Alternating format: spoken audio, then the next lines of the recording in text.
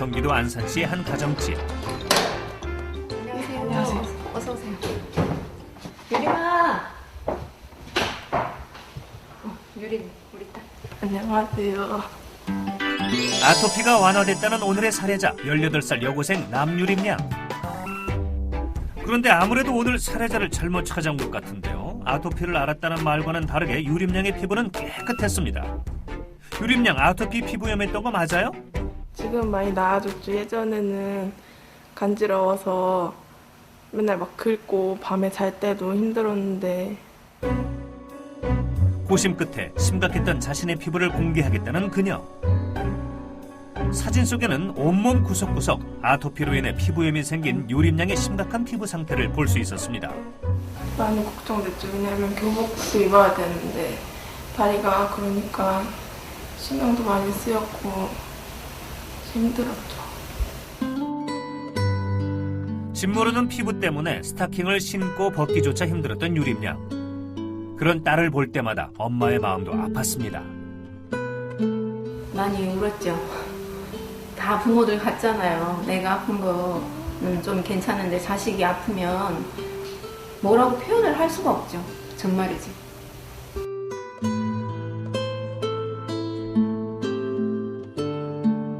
아니, 지금은 되게 많이 좋아졌는데요? 뽀송뽀송하네요. 1년이 넘는 시간을 고통 속에서 보낸 유림 양은 3개월 전부터 아토피 피부염이 완화됐다는데요. 대체 어떻게 심각했던 아토피 질환이 이 정도로 완화될 수 있었을까요? 어떻게 저렇게 좋아졌을까요? 그녀만의 비법을 공개하는가 싶더니 갑자기 방으로 들어가 수분 보습제를 뿌리기 시작합니다. 그게 대체 뭔가요? 이 속에 저를 낳게 해준 게 들어있어요. 그 속이요? 네. 수분 보습제 속에 유림 양의 비법이 들어있다는데 붉은 빛깔의 물에는 어떤 비밀이 숨겨져 있는 것일까요? 이게 제 피부를 꿀피부로 만들어준 느릅나무입니다. 모양은 약간 계피 비슷하게도 생겼네요. 네네네. 제가 아는 지인분이 유림이 피부가 그렇다니까 추천해 주시더라고요. 이걸 달여서 먹고 바르면 효과가 있을 거라고. 2개월 정도 쓰다 보니까 눈에 띄게 많이 좋아졌어요. 느릅나무는 일명 찰밤나무라고도 부르며 동의보감, 본초 강목에 붓기나 종기 등에 탁월하다고 기록되어 있는데요. 특히 섬유질과 감마리놀렌산 성분이 풍부하다는 느릅나무. 정말 아토피 피부염에 효과가 있을까요? 느릅나무를 찾아 경기도 포천의 한 식물원을 찾아간 제작진. 그런데 다양한 나무들 사이에서 느릅나무는 보이지 않는데요. 뭘 그렇게 찾으세요? 저희 네. 느릅나무 찾으러 왔거든요. 여기도 찾으면 안 돼요. 저쪽 가야죠. 이게 바로 느릅나무예요. 드디어 아토피 피부염에 좋은 천연 항생제 느릅나무 공개. 첫째, 느릅나무는 염증을 제거시키는 효과가 탁월합니다. 그래서 쉽게 말하면은 우리 몸속에 있어서 노폐물을 없애주고 모든 염증에 하여튼 천연 항생제 역할을 한다고 보면 됩니다. 예? 느릅나무는 주로 이 줄기 껍질과 뿌리 껍질로 되어 있습니다. 주로 이제 한여름보다는 이른 봄이라든가 또 이런 늦은 가을에 쓰는 것이 약해 효과가 많이 머물러 있다고 볼 수 있습니다. 또 이것은 이제 모든 염증에 좋지만 이것이 코에 같이 끈끈한 물질이 나와요. 그래서 옛날 사람 이걸 갖다 코나무라고 했어요. 코나무 코뜨리 할 때 있잖아요. 코뜨리 할 때도 꼭 이 나무를 썼어요. 왜 그러냐면은 끈끈해서 그 코를 뚫는데도 좋지만은 천연 항생제 역할을 하기 때문에 염증이 안 생겨요. 그래서 콧대를 많이 썼고. 콧돌에 나무구나. 선조들이. 천연 항생제로 손색 없는 느릅나무. 건강고수 유림 양은 어떻게 사용하고 있을까요? 바로 느릅나무를 차로 우려내 사용한다는데요. 그리고 물 1000리터 기준에 한 5조각 물이 좀 붉은색이 나올 때까지 달여주시면 돼요. 어렵지 않네요. 많이 들어가지도 않고. 네. 네. 이렇게 끓인 느릅나무 차를 꾸준히 마셔온 여고생 유림 양. 마시지만 말고 피부에 양보도 해야죠. 느릅나무 차를 세수할 때도 사용했다고 합니다. 뽀샤시. 이물로 세수도 하는 거예요? 네, 이게 보습에도 좋고 마시기도 하고 막 피부에 뿌리기도 하고 있어요. 그리고 피부염을 앓는 환자들이 가장 고통스러운 것이 몸에 발생하는 열. 아, 차갑게? 차갑게 냉찜질을 하시는 거예요. 염증에 열을 식혀줄 때는 냉찜질을 했습니다. 염증 있을 때는 막 몸이 뜨거워서 냉찜질 해주면 뜨거운 것도 사라지고 가려운 것도 사라지고 염증 같은 것도 좀 나아져서 하는 편이에요. 꾸준한 노력 끝에 아토피 피부염이 완화됐다는 여고생 남유림 양. 요즘 기분은 어때요? 지금은 정말 날아갈 것 같아서 너무너무 좋아요. 앞으로도 열심히 해야죠. 흉터 없어질 때까지. 겨울철 건조한 날씨 탓에 심해지는 피부 질환. 천연 항생제 느릅나무로 피부 고민을 해결하세요.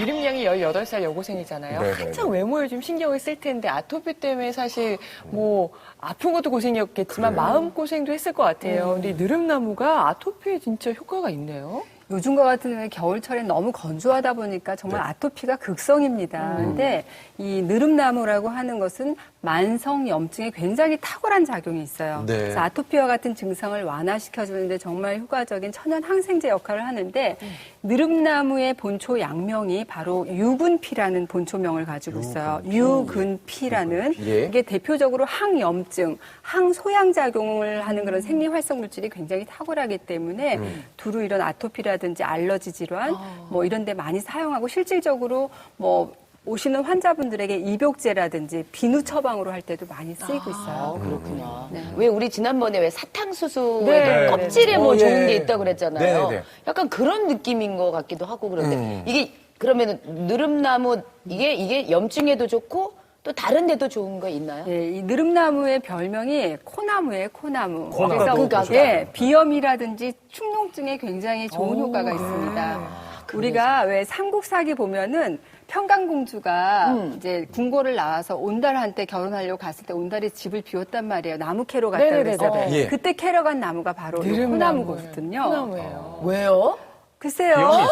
비염이 있었나라고 생각을 하시는데 사실은 이 코나무는 이렇게 물에 담그거나 이렇게 진이잖아요. 그러면 끈적끈적한 그 점액질이 많이 나오거든요. 그래서 찰밥나무라고도 했어요. 구황식품으로 많이 쓰였기 때문에 온달이 찢어지게 가난했잖아요. 맞아요. 그래서 그때 좀 이렇게 어머니에게 봉양하기 위해서 캐러 간 것이 아닐까.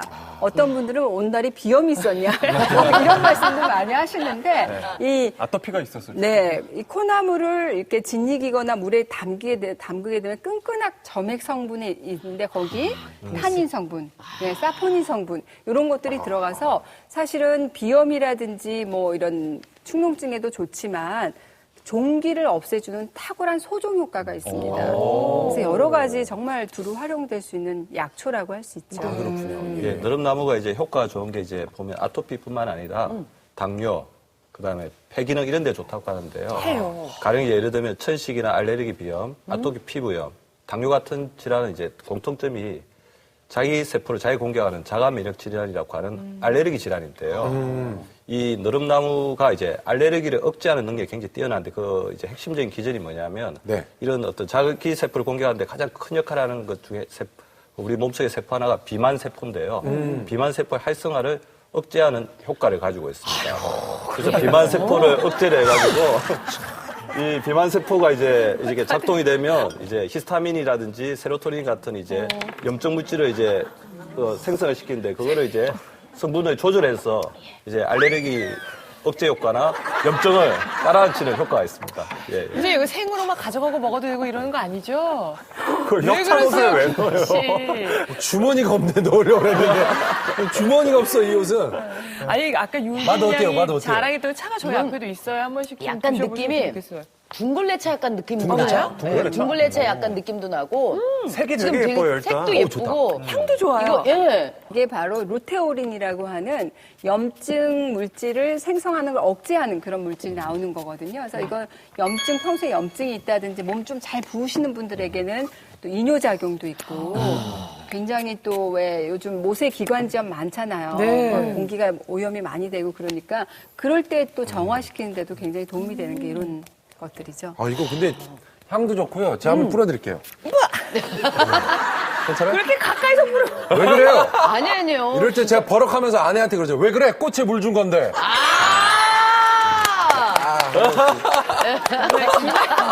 김한 씨 아내가 아니길 정말 다행이네요. 나도 꽃인가? 꽃이 많이 있네요. 아니요, 괜찮습니다. 선생님 한번 뿌려드리려고. 꽃이 아니에요. 하세요. 제가 보기에는. 이게 좋구나. 시원하네요. 아니, 근데 오늘 살펴본 느릅나무도 그렇고 네. 숯, 코코넛 오일, 곰보배추까지 우리 주변에 이렇게 천연 항생제가 많다는 걸 저는 모르고 어떻게 해서든지 병원에 가면 좀 빨리 낫게 해달라고 항생제만 좀 달라고 했던 것 같아요. 이게 의사 선생님들은 조금 이 방송 좀 안 좋아하실 수도 있을 것 같은데. 그럴 것 같기도 근데 하네. 또 국민이 다들 건강해서. 그럼요. 예, 잘 사는 나라가 되는 게 또 경제에 또 도움이 되지 않겠습니까? 맞습니다. 그리고 예. 아까도 얘기했지만 우리가 항생제를 가장 많이 쓰는 나라인 줄만 알고 있었는데 그게 이제 점차 줄어들고 있다는 게 어떻게 보면은 우리가 먹는 것부터 찾으면은 잘 예방할 수 있지 않을까 하는 생각도 네, 네. 같이 갖게 됩니다. 네. 저는 이런 말씀 드리고 싶어요. 오늘 주제가 천연 항생제잖아요. 그러다 보니까 많은 분들이 항생제를 쓰지 말란 얘기인가 사실 오해하실 수도 있을 것 같아요. 근데 엄밀히 말씀드리면 오늘 주제는 항생제를 쓰지 말자가 아니라 항생제를 잘 쓰자 이거거든요. 그러니까 항생제를 잘 써야지 적절하게 우리가 약이 필요할 때 잘 듣는 몸을 만드는 게 굉장히 중요하잖아요. 그래서 저는 항생제는 장미꽃이다 이런 말씀을 드리고 싶어요. 이게 뭐예요? 왜 무뚝뚝한 남편이 어느 날 퇴근하면서 무심히 건넨 장미꽃 한 송이에 우리 어떻게 반응하죠? 완전 위험한데요? 돈으로 주지. 우리는 사실 굉장히 로맨틱하다, 굉장히 감동이 되죠. 근데 매일매일 만날 때마다 아침, 점심, 저녁으로 장미꽃 건네서 어떠시겠어요? 이거 개나 줘버려, 막 이러지. 나도 화날 것 같아요. 왜 똑같은 장미꽃을. 바로 그겁니다. 항생제가 바로 그거예요. 그러니까 남발하게 되면 우리 몸이 감동을 하지 않습니다. 마무리하겠습니다. 항생제는 장미꽃입니다. 항생제가 감동하는 몸을 만드십시오. 마무리까지. 정말. 밤에 피는 장미. 선생님도 하나 하세요. 장미, 항생제는? 예. 항생제는 항생제는 세로토닌이다. 세로토닌이요? 예. 네? 저기 아내한테 장미를 선물해 본 적 있어요? 그게 뭐냐면요. 아예 듣자고요, 설명을요. 네. 예, 세로토닌이 없어지면 어떻게 됩니까? 우울증 걸리고, 네. 그 다음에 학습 능력이 떨어지고, 업무 능력이 떨어지잖아요. 그죠? 그래서 세로토닌 활성화됐을 때 우리 몸에 금방 우리 김 선생님 말씀하신 것처럼 좋은 항생제들이 많이 작용을 할 수가 있는데, 세로토닌 좋게 하는 게 제일 중요한 게 보면 하루에 한 번씩 웃는 것입니다. 그리고 다른 사람한테 한마디 이제 칭찬해주고 좋은 일 하는 거니까 10피10칭. 하루에 10번 웃고 10번 칭찬하면 그것이 가장 좋은 항생제가 아닐까 생각합니다. 그래서 이렇게 균형 맞추면서 마무리하시네요. 이거는 센스 있을지 모르겠네요. 어쨌든 모든 분들이 말한 것처럼 천연항생제를 먹고 몸과 마음을 좀 튼튼하게 하는 건 정말 중요한 것 같아요. 저희는요, 오늘 마무리하고요. 다음 이 시간에 또 인사드리겠습니다. 감사합니다.